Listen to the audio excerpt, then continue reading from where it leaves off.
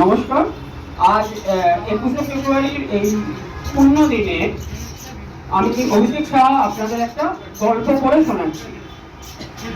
যদিও গল্পটি ভাষা দিবসের উপলক্ষে নয়, তবুও গল্পটা আমাদের দেশের উপলক্ষে। গল্পটার নাম হল পতাকা।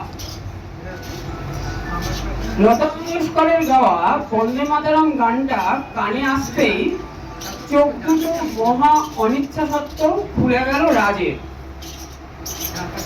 গানটা একটু আস্তে করো জয়া, কাল অনেক রাতে শুয়েছি, এখনই বিছানা ছাড়বো না।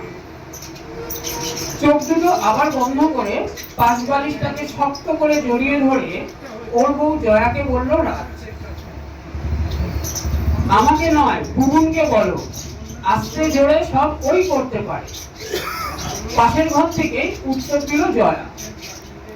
জয়ার উত্তর শুনে বিছানায় লাফ দিয়ে উঠে বসলো রাজ। চোখ কচলে জিজ্ঞেস করলো, কে বুবুন? সে কি, তুমি কি নেশা করে ঘুমাও? বুবুনকে চিনতে পারছো না? আমাদের ফ্ল্যাটের পাশে যে মেগাস্টার ক্লাব আছে তার সেক্রেটারি। নিজের কাজ করতে করতেই উত্তর দিল জয়া। আচমকা ঘুম থেকে উঠে মাথাটা শুরুতে কিছুটা গুলিয়ে গেছিল। একটু ধাতস্থ হয়ে রাজ বলল, চিনব না কেন? একটা ডেপো ছেলে, কিন্তু আমি বুঝতে পারছি না যে আমার ঘরে গান বাজছে আর বুবুনের সাথে কথা বলবো কেন? 100 দিন বলেছি ঘুম থেকে উঠে আগে ফ্রেশ হয়ে নেবে, তারপর সব বিষয়ে মাথা দেবে। যাও আগে ফ্রেশ হয়ে এসো। রাজের ঘর ঢুকে ওর সামনে দাঁড়িয়ে ধমকে শুনে বলল জয়া, যতই চিৎকার করো, আজ বেডটি না পেলে খাট থেকে নামছি না। মজা করে বলল রাজ। তোমাকে নিয়ে আর পারা গেল না। ঘড়ির দিকে দেখো, 7:30 বাজে। আজকে স্বাধীনতা দিবসের দিনেও তুমি ঘুম নিয়ে পড়ে আছো। আর আমি না, মেগাস্টার ক্লাবের ছেলেরা যে বড় বড় চোখ লাগিয়েছে, সেই আওয়াজ তোমার ঘুম ভাঙিয়েছে। একটানা কথাগুলো বলে থামলো জয়া। রাজ কিছু বলতে যাচ্ছিল, এমন সময় কলিং বেল বেজে উঠল।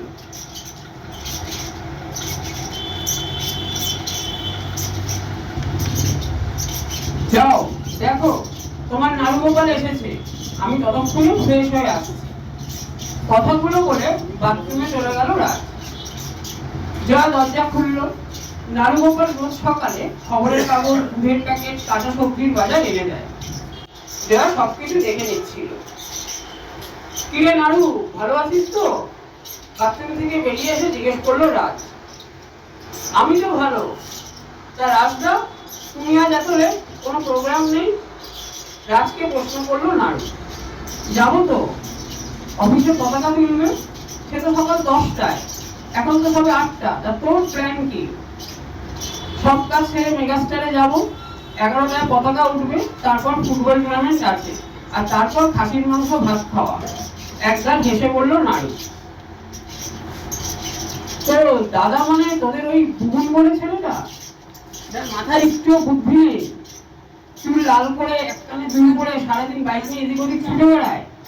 ওকে বলিস তো আমাকে স্বাধীনতা বানানটা লিখে দেখাতে, ঠিক লিখতে পারলে 500 টাকা দেবো, কথা দিলাম।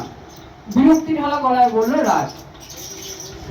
তুমি বুবুনদার কথা ছাড়ো, আমাকে 100 টাকা বকশিস দাও, আনন্দ করবো, গদগদ হয়ে নাড়ু বলল। টেবিলের উপর রাখা মানিব্যাগ থেকে 100 টাকার নোট বের করে নাড়ুর হাতে দিয়ে স্নেহ মেশানো গলায় রাজ বলল, আনন্দ কর, কোনো অসুবিধা নেই। শুধু একটা কথা মনে রাখিস, অনেক অনেক জীবনের বিনিময়ে এই তিরঙ্গাটা আমরা উপরে তুলতে পেরেছি। উৎসব শেষে একটা পতাকাও যেন রাস্তায় পড়ে না থাকে। নমস্কার।